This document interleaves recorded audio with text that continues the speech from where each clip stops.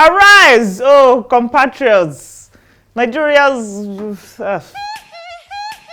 Because it was Nigeria's birthday this week, I was going to start this episode by singing For You People Small, saying a few nice words about, Nigeria.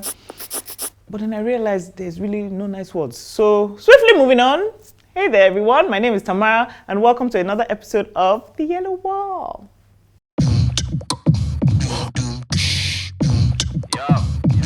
Make I tell you the matter. Still an Naija butter with this pure water, but no be me go judge.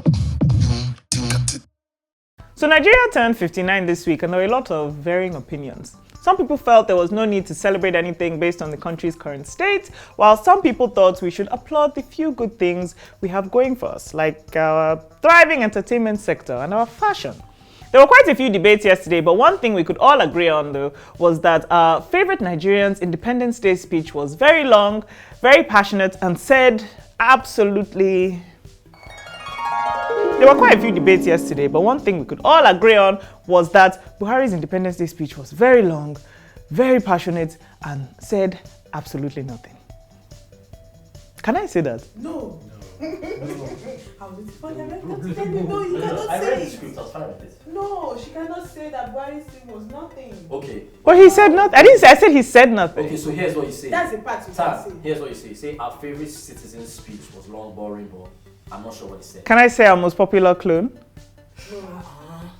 No, say our favorite. But I didn't say a name. No. Say our favorite citizen. Our favorite citizen speech was long, boring, and I'm not really sure what it really said. But I know what it said. Nothing. Okay, fine. But But this the is what you're Tamara on saying. Yellow Wall cannot Yes, say but it. yes, this is what you're saying. You can tell I want to say it so bad! 59 years seems like a long time, but if you think about it, in terms of a country, that's barely anything. There's nations that have existed for thousands of years. According to archaeological research, Nigeria itself has been around since at least the 1500s. So 59 years is just how long we've been free from our colonizers and attempting to make our own way, like a kid discovering themselves after university. We're still kind of young, and while I was trying to figure out how good or bad we were doing compared to others, I came up with today's topic: what other countries were up to when they turned 59. First country, Pakistan. Back in 2006, Pakistan turned 59 and they had their ups and downs. There were some bombings, some unrest, but there was also a lot of fun stuff happening with cricket. Anyway, one major thing that happened was them legally obtaining nuclear arms. Can you imagine if Nigeria had nuclear weapons as we are here? We would accidentally finish ourselves so fast. Or have you people forgotten about the cantonment explosion back in 2002? My window shook and I lived in VGC.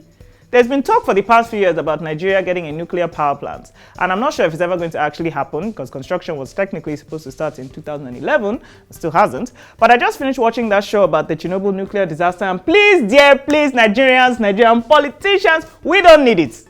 Second country, the United States of America. Okay, so America is old as They got their independence way back in 1776, and they turned 59 in 1835, back when Nigeria was just being discovered by other parts of the world. And to be fair, life in America was pretty okay for them back then.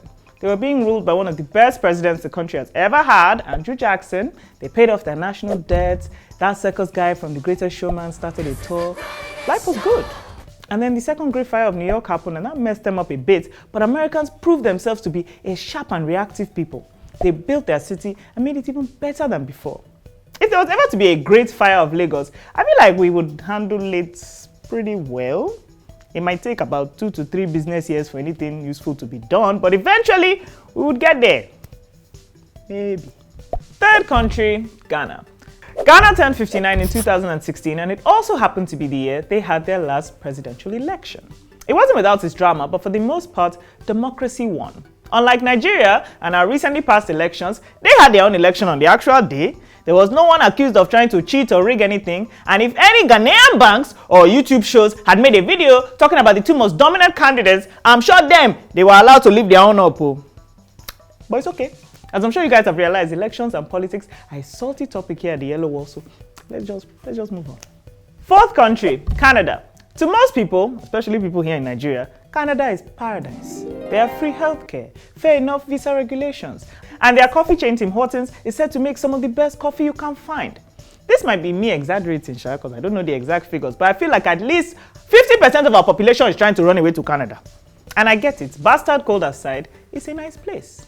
Canada gained independence in 1931, and 59 years later, things were going good.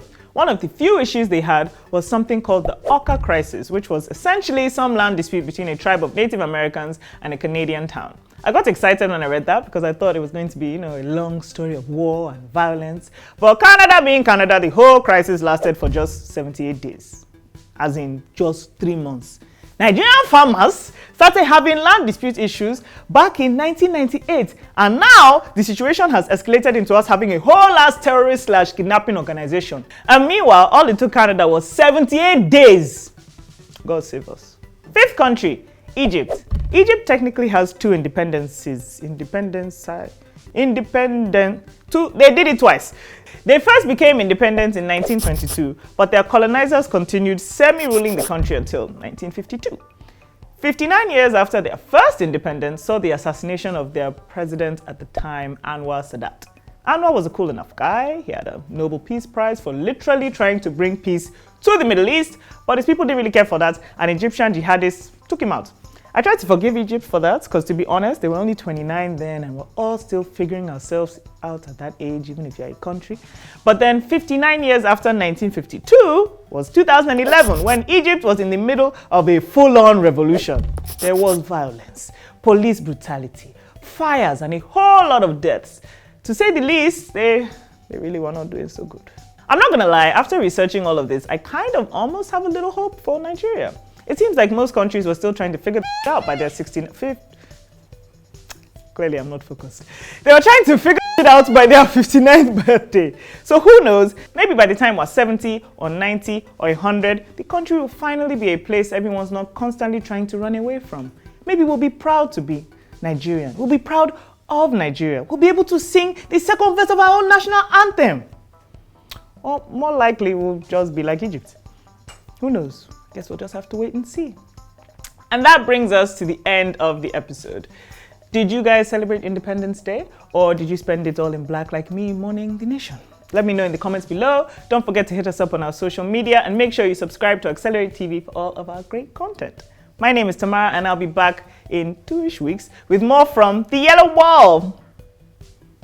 I'll hopefully guess the beat, but maybe never.